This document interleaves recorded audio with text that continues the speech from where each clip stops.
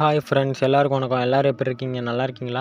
இன்றைக்கி நம்ம சேனலில் நம்ம என்ன வீடியோ பார்க்க போகிறோம் அப்படின்னா, நம்ம கள்ளக்குறிச்சியில் விஷசாராயம் குடித்து உயிரிழந்தவங்களுக்கு நம்ம தளபதி விஜய் அண்ணா அவர்கள் வந்து ஆறுதல் தெரிவிச்சிருக்காரு. அது மட்டும் இல்லாமல் தமிழக அரசுக்கு கண்டனமும் தெரிவிச்சிருக்காரு. அது என்ன ஏதுங்கிறத பற்றி தான் இன்றைக்கான வீடியோவில் பார்க்க இருக்கிறோம். அதுக்கு முன்னாடி இன்றைக்கி நம்ம சேனலுக்கு புதுசாக யாராவது வந்திருந்தீங்க அப்படின்னா மறக்காமல் நம்ம சேனலை சப்ஸ்கிரைப் பண்ணிட்டு பாருங்கள். ஏன்னா நீங்கள் போடுற சின்ன சின்ன லைக் அண்ட் சப்ஸ்கிரைப் தான் இனி அடுத்த வீடியோ பண்ணுறதுக்கு மோட்டிவேட் பண்ணும். வாங்க வீடியோக்குள்ளே போகலாம். நம்ம தளபதி விஜய் அண்ணா அவர்கள் வந்து தமிழக வெற்றி கழகம்ன்ற பேரில் கட்சி வச்சு அந்த கட்சியும் சிறப்பாக செயல்பட்டுக்கிட்டு தான் வருது. அவங்க மக்கள் பிரச்சனைகளுக்கு எதிர்த்து மக்களுக்கு என்னென்ன தேவைகளோ எல்லாத்தையும் பூர்த்தி செஞ்சுக்கிட்டே தான் வர்றாங்க.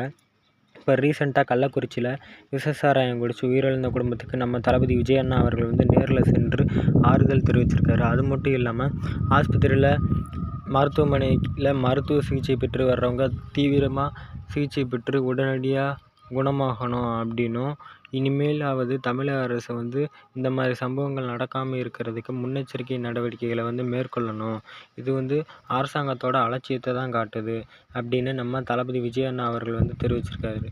இதை பற்றி நீங்கள் என்ன நினைக்கிறீங்க அப்படிங்கிறத மறக்காமல் கமெண்டில் சொல்லிட்டு போங்க. அதுக்கடுத்து என்ன அப்படின்னு கேட்டிங்கன்னா, திமுகவோட முன்னாள் அமைச்சர் ஜெயக்குமார் அவர்கள் வந்து என்ன தெரிவிச்சிருக்காரு அப்படின்னா, திரைத்துறையை சேர்ந்தவர்கள்ட்ட இருந்து எந்த ஒரு ஆதங்கமோ எந்த ஒரு எதிர்ப்போ வரவில்லை. தளபதி விஜய் மட்டும்தான் தனக்கு வாய்ப்பளித்து வளர்த்து விட்ட தமிழ் மக்களுக்காக குரல் கொடுத்துருக்காரு. மற்ற எந்த நடிகரும் எந்த நடிகைகளுமே வந்து இதை பற்றி பேசலை. மானத்தமிழன் மாண்டு போவதை வேடிக்கை பார்க்கும் இந்த திரைத்துறையை சேர்ந்தவர்களை வந்து தமிழர்கள் வந்து மன்னிக்க மாட்டார்கள். விஜய் மட்டும்தான் வந்து தனக்கு வாய்ப்பளித்த மக்களுக்கு நன்றி சொல்லும் விதமாக வந்து நேரில் பார்த்து ஆறுதல் சொல்லியிருக்காரு அப்படின்னு ஒரு அறிவிப்பு ஒன்று வெளியிட்டிருக்காரு. இதை பற்றி நீங்கள் என்ன நினைக்கிறீங்க அப்படிங்கிறத மறக்காமல் கமெண்டில் சொல்லிட்டு போங்க. மேலும் 2026 சட்டமன்ற தேர்தலில் நீங்கள் எந்த கட்சிக்கு ஆதரவு அப்படிங்கிறத மறக்காமல் கமெண்ட் பண்ணுங்கள். நானும் தெரிஞ்சுக்கிறேன். மற்றும் ஒரு வீடியோவோட உங்களை நாளைக்கு வந்து பார்க்குறேன். மறக்காமல் நம்ம சேனலை சப்ஸ்கிரைப் பண்ணிட்டு பாருங்கள். Thank you friends. பாய்.